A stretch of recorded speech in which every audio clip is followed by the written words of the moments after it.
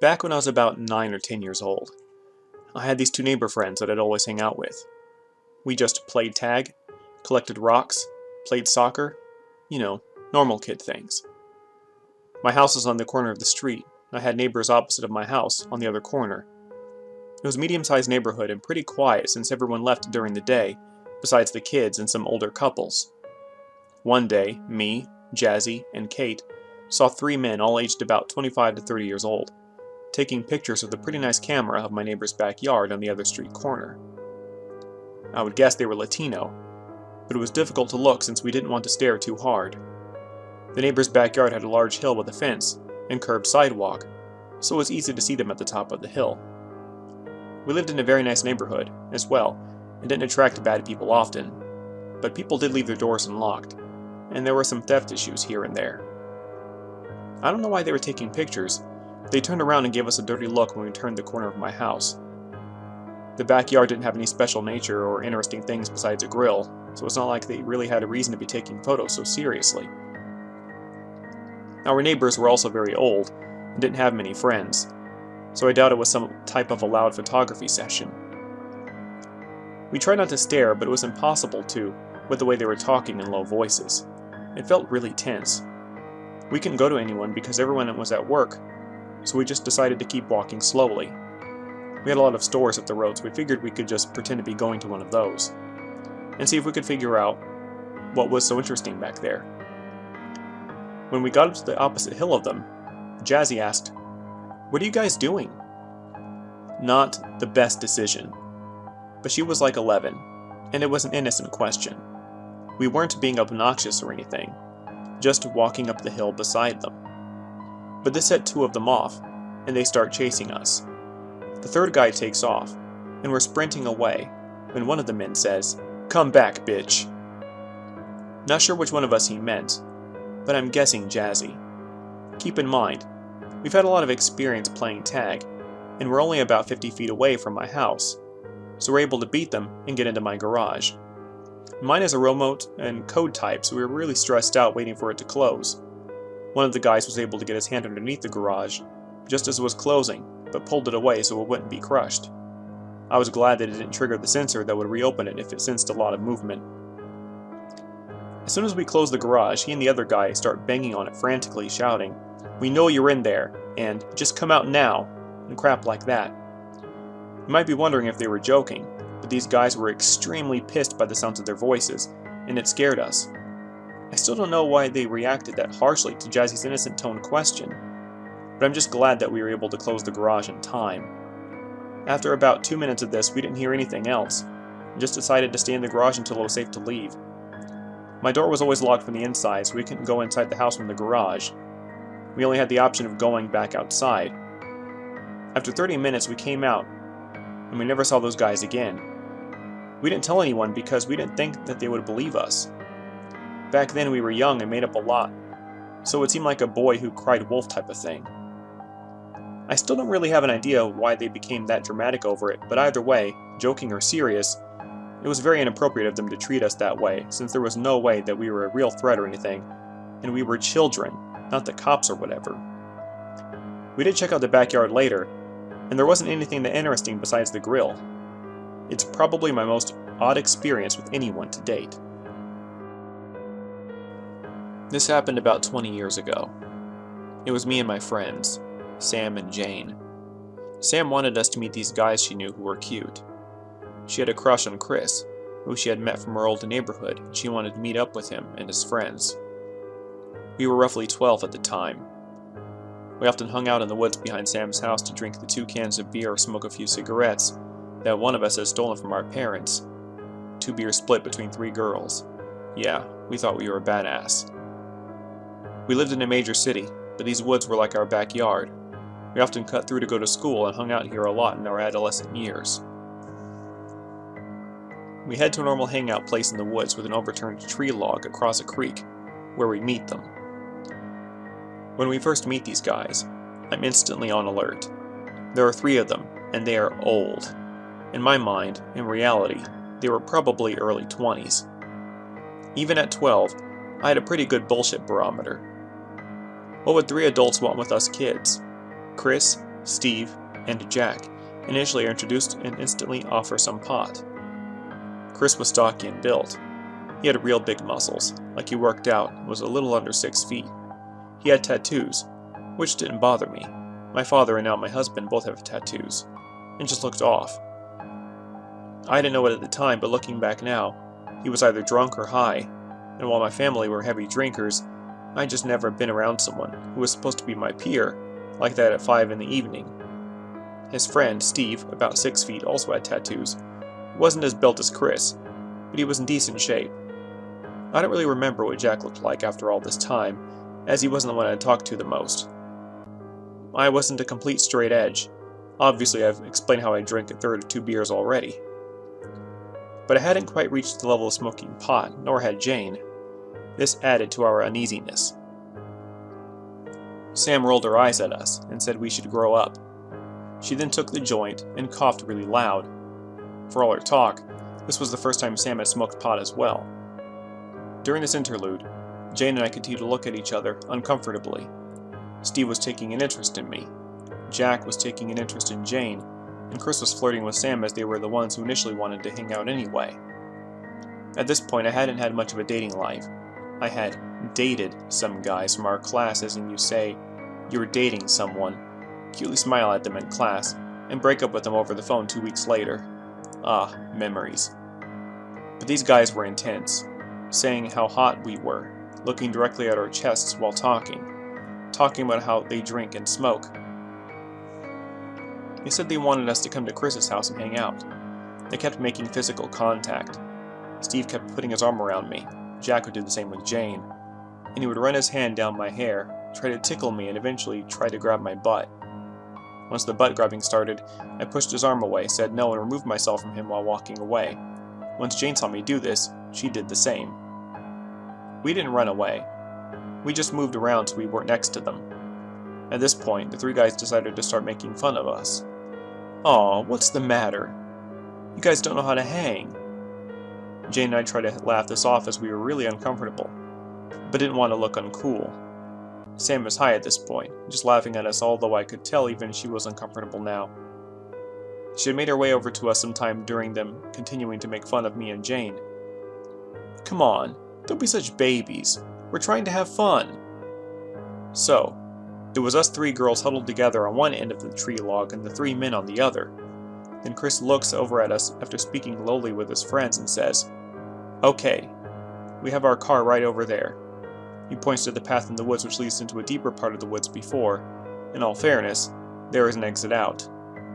"We're gonna head to my house. Time to go." Now, all 3 of us girls are scared out of our minds.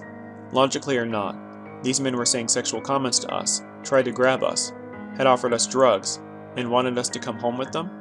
Yeah, not going to happen.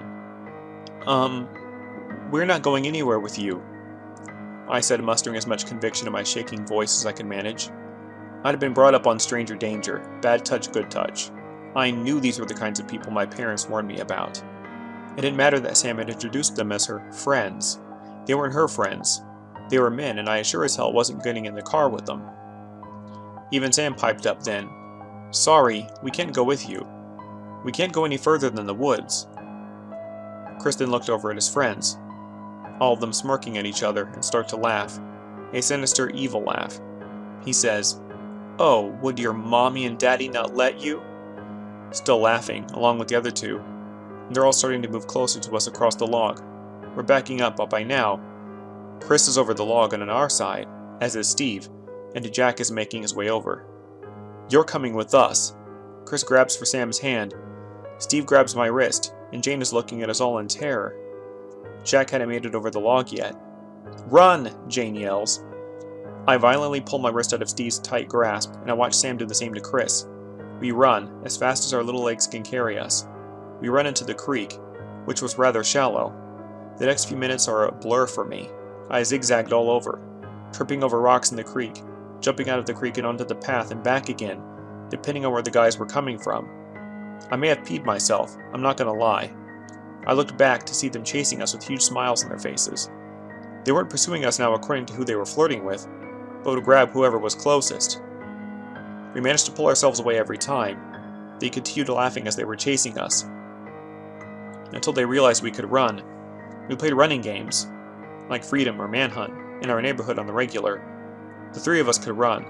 The last time I looked back when we had almost made it to the safety of Sam's backyard, they looked very angry, all three of them. We escaped. I had never been so scared in my life up to that point. No, we didn't tell our parents. No, we didn't call the cops. I get all the logical advice. You don't think of that first off when you're a kid. We were worried about getting in trouble for being in the woods, drinking, smoking cigarettes and pot, and hanging out with boys we didn't have permission to hang out with. Our parents were actually pretty strict, but I know now, as an adult, we wouldn't have been in trouble if we had told them. We changed our clothes and actually very rarely spoke of this again. We avoided the woods for a little and eventually continued hanging out in there. Chris and company weren't from our area, so they didn't hang out in our neighborhood. Jane and I brought it up a few months ago in a conversation, asking if the other remembered that day. We never saw them again. What bothers me the most as an adult looking back now is the angry looks at the end. If not for that, I could tell myself while super messed up, they were just screwing with us. They weren't. They had bad intentions that day. When I was a kid, around 8 or 9 years old, my uncle would take me and my two younger cousins, all girls, to a park every Thursday evening. It was a small, run-down park, but had bright lights and a few functional rides, like spinning teacups and a small train. So we enjoyed our weekly trips there. Being the oldest, I kind of was an old soul, overly cautious, reserved, and somewhat paranoid. I would tell my younger cousins to behave well in public, not make too much noise, or be over-friendly with strangers. However, I was still a child, and often went with the flow. During one of our weekly outings, we decided to visit the haunted shack on the park, which was another amusement presented by the low-budget park. As we were going in, a group of young men also slipped in. When the park attendant told them they only allow family members to accompany minors, they claimed they came with us, and were our uncles. Numbly, and like the idiot I was, I nodded when the attendant asked me. I was just relieved that I won't have to be alone with my younger cousins in the haunted house. The house was more of a mud hut, with hay on the floor and a very strong smell of decay. There were strobing red string lights around, and some random broken pieces of furniture. The show began 30 seconds after we went in, with two ghosts coming in flapping their arms at us. The ghosts were much dressed like the Scarecrow from The Dark Knight, and the odor coming off their costumes made me gag. By then, all three of us cousins were backed up against the wall, with the other two huddling behind me and the ghosts flapping their dirty sleeves in my face. I screamed at that point, not because of my fear of the paranormal, but because being in a small dark shack bathed in red light, surrounded by strange men, set off my paranoia. The young men, probably in their early to mid-20s, jumped in front of us in a very dramatic gesture, with their arms outstretched and put us girls behind them. My cousins, aged 5 and 7, started crying and held on to both my hand and legs of the uncles. It would not have been a creepy gesture, but the men kind of started pushing us against the wall with their bodies, hands still outstretched, and patting us on the face and body. I still remember how sweaty his hand was as it moved over my skin, and how his body pressed against mine in that congested, dark, stinky space. Hysterical, I yanked at my younger cousins and screamed that I needed to leave right then. One of the young men said something about not leaving till the ride was over, but I wasn't listening. I screamed and I hit them. I was a very charming child with an exceptionally loud set of lungs, and demanded that they open the door. Once outside, I almost fell in the damp grass, oddly drained, but thankful to be out of whatever that was. One of the young men came up and touched my hair, murmured, "Sweet baby," and walked away. I dragged both my cousins and ran till we found our uncle. The group of men just watched us go with the creepiest smiles. Also, fun fact, but there was a large hole in the boundary wall of the park. Next to it was a strip of unkempt trees, which to this day is infamous for its population of druggies. We never returned to that park again, and didn't speak of the entire episode. I'm 23 now, and reading other stories on this thread just triggered that one long-suppressed memory. So dear ghosts and uncles, let's not meet again. Also, dear actual uncle, please ensure the place you're taking minors to is safe, or at least accompany them full-time while you're there. Okay, Let's start this off with some background information. I'm a young female, 5'6", about 130 pounds. Someone could probably snatch me up pretty easily. I live in a condo. There are lots of houses around and attached to mine, so people could probably see if someone were to break in. My bedroom and bathroom are both on the first floor, and at night, I usually keep my porch lights on to show that I'm home, since I don't live in the best neighborhood. It's not the ghetto, but houses get robbed often. I just came home from work. I work the afternoon shift, so I get off around 10:30, and I'm usually home by 11. You can imagine after working 8 hours straight I might want to take a shower. I generally take really long showers, and I don't worry about staying up late, since I rarely have to wake up early. I've been in the shower for about 20 minutes when I hear a large thump. I assumed it was just my dog. He's a bit of a troublemaker and is always knocking things over. So I thought nothing of it, and continued to shower.